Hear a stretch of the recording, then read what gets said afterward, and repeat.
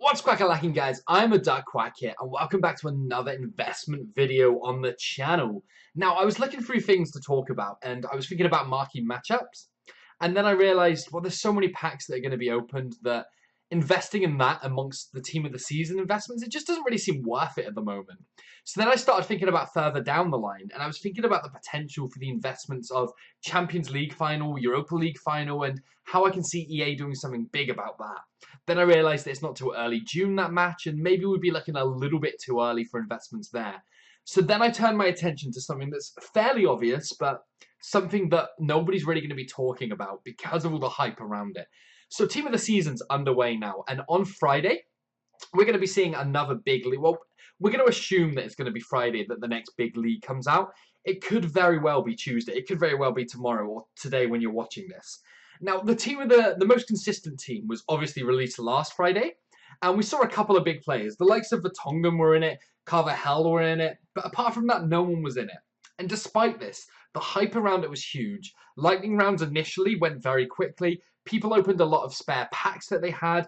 Obviously, the bronze and silver team of the season, most consistent, got a lot of attention as well. But for such a weak team of the season with such little interest, the amount of packs and the amount of players packed from these on the market was absolutely insane. Now what I want to do is transpire this and have a look at this when we're comparing them to an actual huge league. So an actual league like the Premier League. Now, the next big league that's released, everybody, almost everybody anyway, has got so many packs saved. They've got packs saved from SBCs for the last month because why would you open them when you're so close to team of the season? I'm guessing at least 20% of the player base has a huge amount of packs saved. Like upwards of 3 or 4, that being huge. So probably not huge, but enough. Especially with the release of the SBCs today that revolved around the FIFA tournaments, so the actual pro player ones. It's basically 6 free 25k player packs. So everyone's going to have those ready to go. The amount of team of the season players that are going to be packed is going to be more than usual. And what happens when more players are packed than usual? Like when the marquee matchups are released and team of the weeks get opened.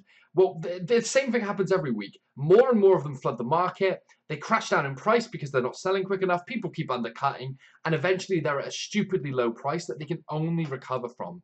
Now, with the biggest league being used on FIFA and probably the biggest league in the world being the Premier League, this is going to be an amazing investment opportunity for us. Now, it's very hard to talk about which players we should invest in or how much we should buy them for because, well, obviously we have no idea of which players are going to be in the team of the season.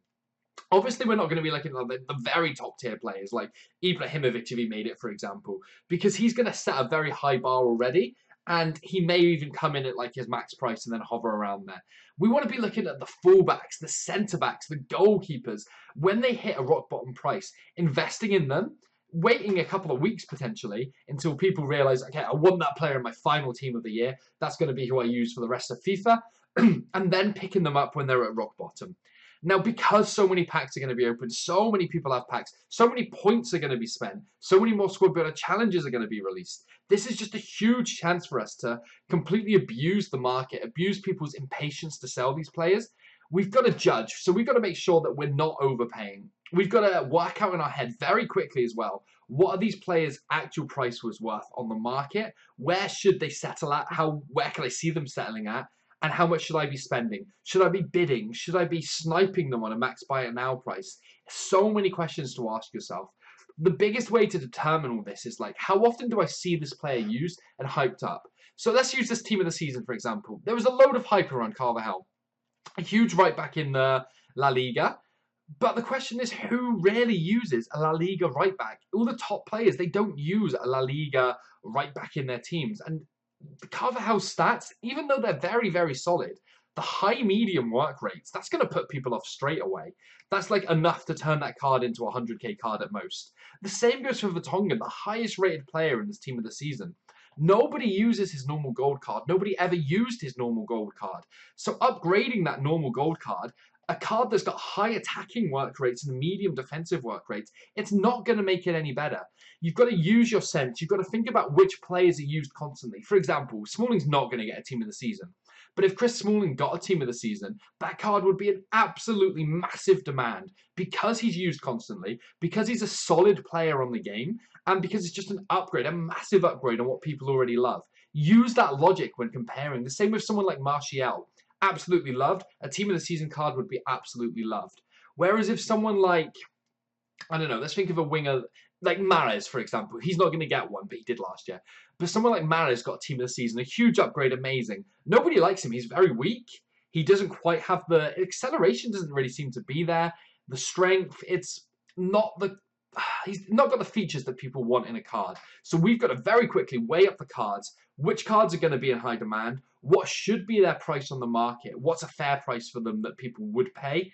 And then work out what we want to buy them for. If we do all this quickly and then we invest smartly, over the first maybe 7 hours, 6-7 hours, we want to wait until probably the lightning rounds are out. We've got to remember that everybody is also going to have their Foot Champs rewards, because nobody's going to open their Foot Champ rewards on a Thursday. If they do, then they're incredibly silly. Let's use that word. Seeing as you've only got to wait 1 day, and then you have, even if it is a tiny chance, you've got a chance of packing a team of the season player. We've got to just abuse people's impatientness with our logic, our sense, and then make a killing on it. I'm going to keep updates rolling throughout team of the season when the bigger leagues start, on where investments lie, when I think I see players too cheap. So make sure you guys are following my Twitter, which I'll leave down in the comments. Anyway, guys, it's just a short video for now, but with team of the season coming out and so many investments coming up, we've just seen the release of the League One Player of the Year, which was Cavani, and the requirements were ridiculous. You just needed a special card and then basically nothing else, maybe 100k worth of players for a 95 rated card. Now, I'm not going to pay 200,000 coins for a special card, but I'd easily pay 150,000 coins for a 95 rated player that I could later recycle into an SBC. That's the value of these high rated players, future SBCs. So we want to be keeping our eyes open to who potentially could be winning the next ones. There's just so many investment potential. I'll make sure that between us, we have conversations and I'm constantly updating the content with it.